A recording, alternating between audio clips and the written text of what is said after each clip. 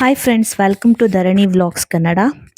Already ನಿಮಗೆಲ್ಲ thumbnail ನೋಡಿ ಗೊತ್ತಾಗಿರುತ್ತೆ. ನಾನು ಇವತ್ತು ಮಾಡ್ತಾ ಇರೋಂಥ ರೆಸಿಪಿ ಬಂದು ಒಬ್ಬಟ್ಟು ಸಾರು.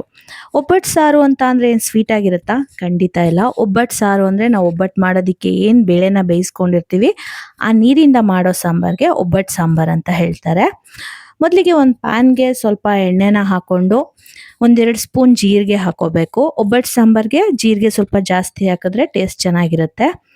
ಹಾಗೆ ಒಂದು ದೊಡ್ಡ ಸೈಜ್ದು ಈರುಳ್ಳಿನ ತಗೊಂಡಿದ್ದೀನಿ, ಸ್ವಲ್ಪ ಕರಿಬೇವಿನ ಸೊಪ್ಪು, 1 ಗೆಡ್ಡೆ ಬೆಳ್ಳುಳ್ಳಿ, ಇದನ್ನೆಲ್ಲ ಹಾಕ್ಕೊಂಡು ಚೆನ್ನಾಗಿ ಫ್ರೈ ಮಾಡ್ಕೋಬೇಕು. ಅಂದರೆ ಸ್ವಲ್ಪ ಬ್ರೌನ್ ಕಲರ್ ಬಂದರೆ ಸಾಕು. ಹಾಗೆ ಅದ್ರ ಜೊತೆಗೆ ಟೊಮೊಟೊ, ತೆಂಗಿನಕಾಯಿ, ಹುಣಸೆಹಣ್ಣು, ಸ್ವಲ್ಪ ಕೊತ್ತಂಬರಿ ಸೊಪ್ಪು.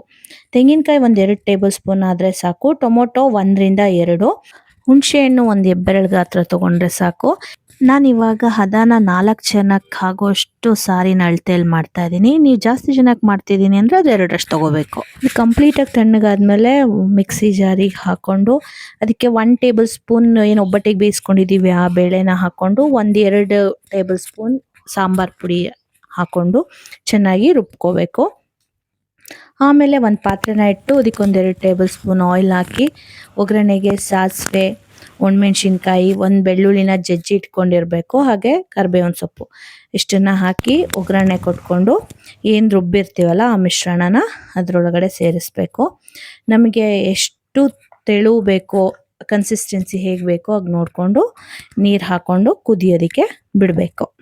ಮೇಯ್ನಾಗಿ ಒಬ್ಬಟ್ಟಿಗಾಗಿ ಏನು ಬೇಳೆ ಬೇಯಿಸ್ಕೊಂಡಿರ್ತೀವಿ ಆ ನೀರಿರುತ್ತಲ್ಲ ಆ ನೀರನ್ನು ಫಸ್ಟ್ ಹಾಕಬೇಕು. ಆಮೇಲೆ ನಮಗೆ ತಿಕ್ನೆಸ್ನ ನೋಡಿಕೊಂಡು ಇನ್ನೊಂದು ಸ್ವಲ್ಪ ನೀರನ್ನ ಆ್ಯಡ್ ಮಾಡಿಕೊಂಡು ಇದು ಚೆನ್ನಾಗಿ ಕುದಿಯೋದಕ್ಕೆ ಬಿಡಬೇಕು. ಈ ಒಬ್ಬಟ್ಟು ಸಾಂಬಾರು ಅನ್ನದ ಜೊತೆ ತಿನ್ನೋದಕ್ಕೆ ತುಂಬ ಟೇಸ್ಟಿಯಾಗಿರುತ್ತೆ.